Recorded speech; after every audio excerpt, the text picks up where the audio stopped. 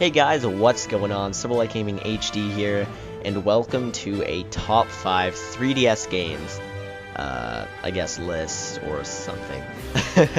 I actually did have another video recorded that I was gonna post today, and then I figured, nah, it's not really in the style of our channel, and it's really not, it's kind of premature, I guess you could say, for our channel, because I wanted to do a little bit of just regular kind of thing. Okay, you know what? I'm not gonna get into it now, but I just wanted to get into some different things into the future. Obviously, still games and stuff, but like, you know, open our video horizon or whatever.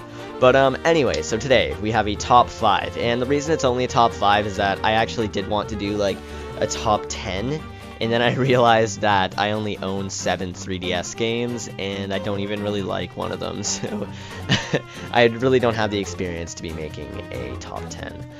But, so this might be a little biased, this top 5. It's pretty mainstream, as in, it's pretty predictable as to what's going to be in it. They're all pretty popular and very obvious. But a new game just came out recently that I thought I would implement, so very awesome, woo. Alright, let's get into it, because it's already a minute in the video.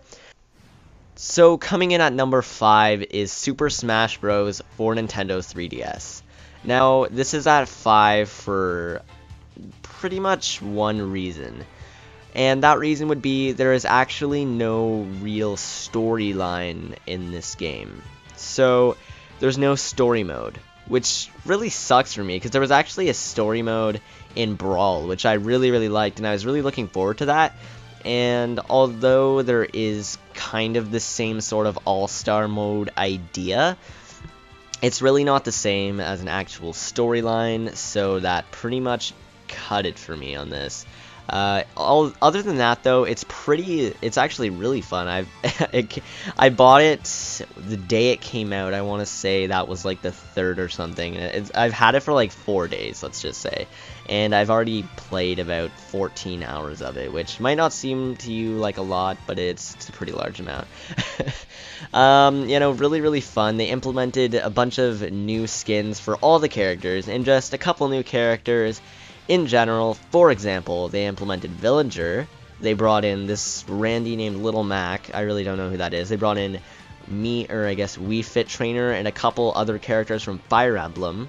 And I'm not sure if this person's always been in the Smash Bros. Games. I don't think they have. But they also brought in Rosalina.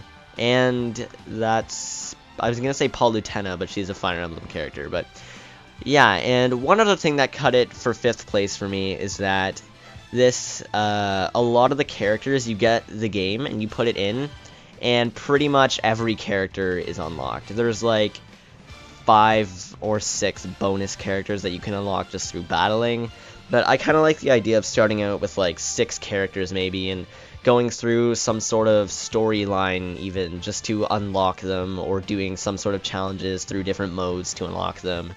And that really wasn't part of it, but so this is just pretty much based on my opinion, which I think was pretty obvious, but just in case it wasn't, just saying. So yeah, I guess that's about it. So that was number 5, and yeah, I guess we'll see what's in number 4th. Alright, coming in at number 4 is Luigi's Mansion Dark Moon. I honestly don't know why I didn't put this farther. You know, I do know why. Because the top 3 are really amazing games, to me at least. Honestly, Luigi's Mansion Dark Moon is a really fun game to me, and I like some of the new features that have been implemented. And I use implemented a lot throughout this, or I probably will. So just be aware of that. But anyway, so there's new items and attachments and areas and things in the game that really just make it pop. For example, there are a bunch of new attachments for the Poltergust, which help really recreate the world and put in different kinds of cool little puzzles and things. It's very cool. So you can now get some new gadgets, such as the Dark Light device. you also have this, I'm pretty sure in the first Luigi's Mansion game, you just kind of shine the flashlight on them and that immediately stuns them, and then you suck them up. But in this, you actually have this device, I forget what it's called, where you actually can charge your flashlight and then stun them with it, and that's how you capture them. So that's kind of cool. Also, we have a new thing called the dark light device. This implements, okay, I need to stop using that word.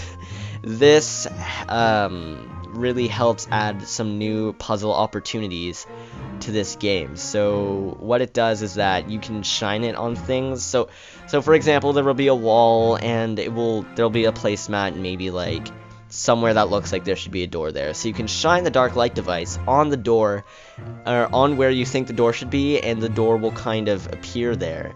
And it's pretty cool, actually. I'm actually not done playing through this game. I've only finished the first, I finished the Gloomy Manor.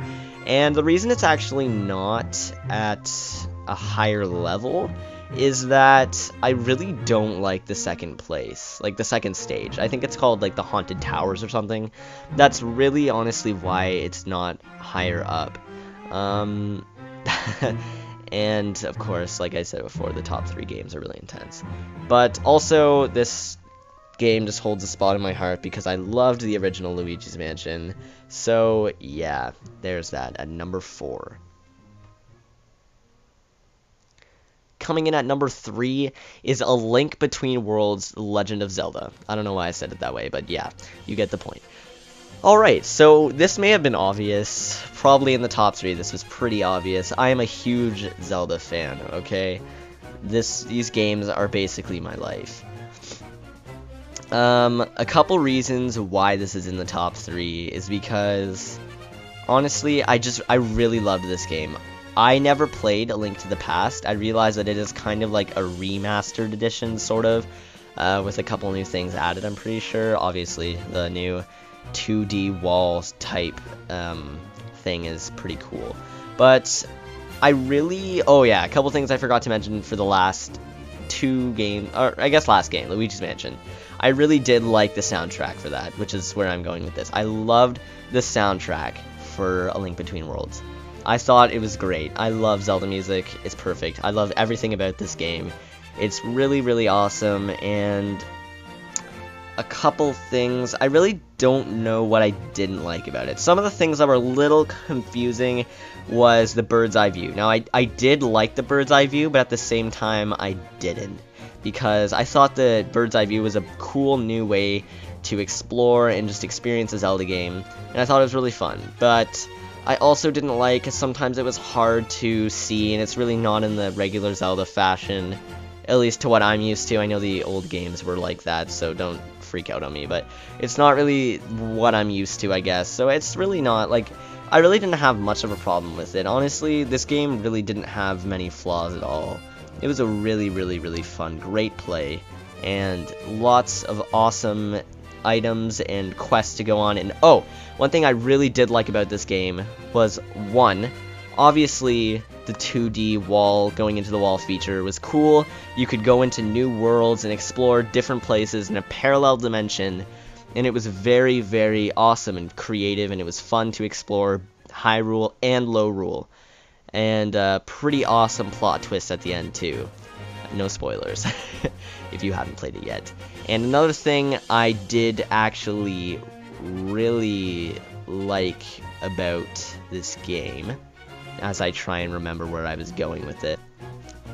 Oh, alright, so one thing, or another thing I also really did like about this game was that you really had a choice in which to buy the items that you used for the dungeons, and just in general to unlock and find pieces of heart and other different cool items like the Maimas and stuff like that. It was pretty awesome, and with that you also got a choice on which order you liked to do the dungeons, which I found very great. You know, the standard order of grass, fire, or leaf, temple, forest, temple, I guess, forest, fire, water, was getting a little old, so it was pretty refreshing to see. Also, they did a little creative spin with some of the temples, pretty cool, and there was more than usual, I guess you could say. What was there? No, I don't think there was any temples in Hyrule. I think they were all in Lowrule. Am I right? I don't really remember. No. There was in Hyrule. Okay, I don't know where I'm going with this. Basically, I just thought it was really cool that you had a choice in which, like, order of dungeons you wanted to do. I found that very cool. Anyway, so yes, The Legend of Zelda: A Link Between Worlds falls into number 3. Alright, coming in at number 2 is actually a game that I initially planned for number 1, but I just couldn't do it because of a couple things. So, first of all, the number 1 game, or the number 2 game, sorry, is The Legend of Zelda: Ocarina of Time 3D. Now, this game was so amazing. Everything about it was just great. The only reason it was not at number 1 is because it was a remake. So, that being said, I've already played this game multiple times on the 3D, or on the Nintendo 64, and although it was really awesome to re-experience, and the graphics and whatnot were improved, and everything like that, I couldn't put it at number 1 because it was a remake. But other than that, it was, whoa, I just dropped it. Other than that, though, it's such a fun game. Everything is remastered in higher quality. I think there's a couple new things implemented. I can't really remember. I actually haven't played it in a while because I've been so immersed in Smash Bros, Luigi's Mansion, and all the other games, I guess, and just other stuff. I actually have played through it like 4 times already on the 3DS, but yeah, very, very fun game, though. If you've never played this game, or even if you have, it's fun to revisit, I guess, your childhood and see a very cool remastered version, I guess. So yeah, number 2 is Legend of Zelda: Ocarina of Time 3D. Alright, falling in at number 1, this was actually kind of an easy decision. I mean, it was kind of hard between Ocarina of Time and Pokemon Y. So, Pokemon Y is our number 1 game. A couple reasons. 1, this game is new. This is not a remaster, so there's a whole brand new adventure in here with so many awesome, cool things now added. I believe this is the first Pokemon game for the 3DS. I will correct myself if I am wrong. I'm pretty sure Black 2 and White 2 were for the regular DS. So I'm pretty sure this is the first 3D Pokemon game. So that's pretty cool. And they included the brand new Mega Evolutions. Now that's pretty cool. Of course, they only did it for a couple Pokemon, and some are only available in certain choices. I mean, in certain, I guess, editions of this game, as in Pokemon X or Y. I personally made Pokemon Y the first rather than X and Y, because I really don't like Xerneas, or Xerneas, or however you pronounce it. I really don't like that legendary, and just the fact that you catch it in X really just makes it just Y. That's on the first. They're essentially the same game, though, so really, it just depends on which legendary you like better, and there's, like, I think 5 different Pokemon you can catch in different games, but when I first got this game, okay, my top playtime on my 3DS is on this game, because I think it's like 130 hours. Like, I just went crazy on this game. It is so fun. There's a whole brand new adventure to go through, and there are brand new starters and brand new Pokemon for the Kalos region. However, all the other Pokemon are included.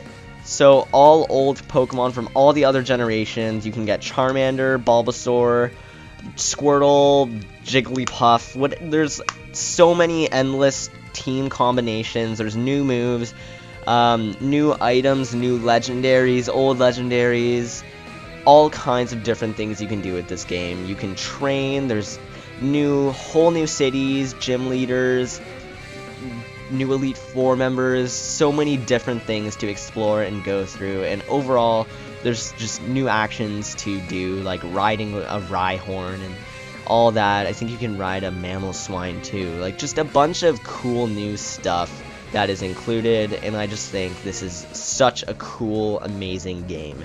For any Pokemon lover, I think that you should definitely play this game if you haven't. And even if you're not a Pokemon lover, even if you just like Nintendo and you're looking for something new and cool, honestly, this game is actually really good, and I think Yveltal, or however the hell you pronounce it, is such a badass Pokemon. He just looks like he's gonna reap your soul. No, but yeah, so that is why this is number 1. Pokemon games have like an infinite possibility. There's so many different cool new Pokemon you can get. All Pokemon, I think the Pokedex is like 600 or something like that. It's probably higher, it's like 800 or something. I have no idea, I've not kept track on all the new Pokemon. But yes, so definitely recommend this. Such a great game, and this is number 1 on my list. Alright guys, thank you for watching my top 5 3DS games. I really do hope you enjoyed. You know, leave a comment on some of the games that you think would work in here, some of your, you know, decisions on all these games, kind of what you think about them, if you've played them, if you want to play them. Just, you know, drop a comment, leave a like, and if you guys enjoyed this, subscribe. Thanks for watching. See you guys later.